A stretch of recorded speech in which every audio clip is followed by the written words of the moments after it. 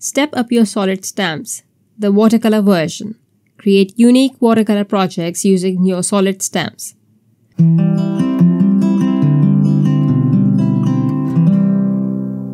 Hello and welcome to Creative Coloring with Erum. This video is part of the Altenew Educators Anything But a Card blog hop and linky party. And to kick off the hop, I am sharing a bookmark I watercolored. For my project, I'm going to use the Leaf Clusters stamp set. I love leaf stamps and this is one of my favorite stamps. I will also use the Tall Tale bookmark die. I've already went ahead and die cut this out of the 9x12 watercolor cardstock. Today I will use dye inks to watercolor. I know I have my 24 pan set out, but I did not use it at all. First, I'll smush a bit of Magenta Dye Ink onto the watercolor palette. Then I'll apply water to the tag, more on the left side, as in higher up on the left side. Then I'll apply pigment and spread it around. I'll also add splatters of this for a bit of texture. Since the bookmark is already wet, the splatters will bloom and will diffuse, but this will add to the texture. For bigger, more diluted splatters, use more water in the brush. Next, I'll smush some Hydrangea ink onto the palette.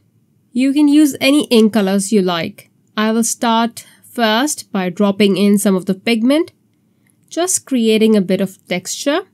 I know it doesn't show on the screen, but I can see the purple bits quite clearly. I'll apply more of magenta and hydrangea onto the watercolor palette. And then I'll add this again to the bookmark. I'm just building up layers. You can go ahead and add a darker color right away, but I usually do not do this and I advise against it because you can always start with a light color and add more water to it if you do not like it to maybe soften the look. But you really cannot soften a very bright background. So always start with a light background. You can always build up layers. I'll start by adding splatters of both the colors. And you will notice I'll add splatters with a lot of water content because I want to start by adding lighter splatters and then I'll move towards the darker splatters.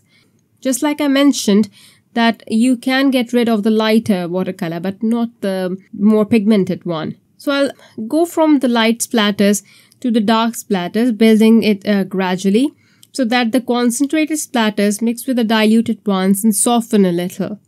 Next, to tone the color down a bit, since it's quite vibrant, magenta is quite vibrant, I'll add Andromeda, which is a purple color, but it has a gray base to it, so it's a bit muted.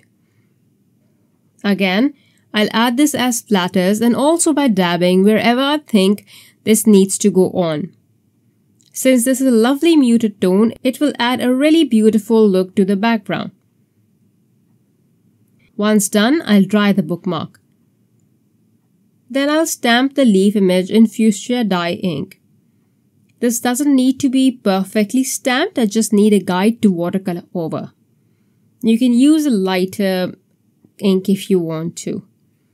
Once the stamping is done, I will use one of the fine brushes to color and add a darker pink ink, which is magenta. I'll also smush some ultraviolet and a bit of cosmic berry onto my palette. I'll start by applying water to the image. Then I'll drop in the magenta pigment. It's your choice how much you want to add the pigment. I want to keep it concentrated on one side. If you want, to this, you can add ultraviolet pigment while the pink is still wet, so you have a nice diffusing effect on its own. If you don't want purple on there, do not add purple. If you want a lighter color, use light ink for stamping. For a lighter look, you can keep the background to a very light color wash, then add stamping using the lightest ink in the color family. Any color family that you want to use. Then you can use a shade darker for watercoloring over the leaves. When I am going over the branches, I will keep the water content to a minimum.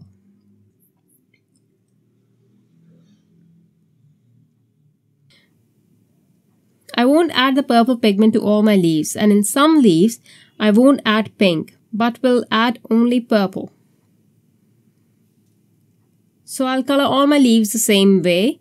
I'll make sure to add concentrated pigment at one edge, at left or right, or at the connecting point.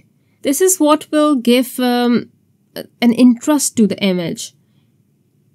So all I'm doing is applying water onto the leaf and dropping in pigment, making sure that I am adding more concentrated pigment to one side of the leaf, preferably where I think there's shadow or there's no light, but I'm really not following any light or shadow rules. After I'm done coloring the leaves, I'll take a very diluted Andromeda Dye Ink and start adding sprigs. These will be very muted, that it will look like as if they are in the background and were added beforehand. You can totally skip this step if you want to. I'm adding this to make my area, the leafy portion, a bit more fuller. Once done, I'll add more splatters to add to the artsy look. After heat setting the bookmark, I'll add more prominent splatters. This means the splatters are going to be more pigmented, more concentrated with less water content. If you think you've added more splatters than needed, just pick them up with a clean brush or add water splatters to tone them down. And I know I'm really overdoing this, but I want to actually. Once I'm happy with the look, I'll stop and heat set it. To add more detail, I'll use color pencils and I'll color the leaves. Not entirely color the leaves, but I'll just redefine the branches and add a bit more shading. I usually try my best to add all the details using paints only, but I think these pencils will look good here and add so much to the image. I'll keep switching between the purple and the pink, and I'm trying not to overcolor the leaves so that the watercolor is still visible.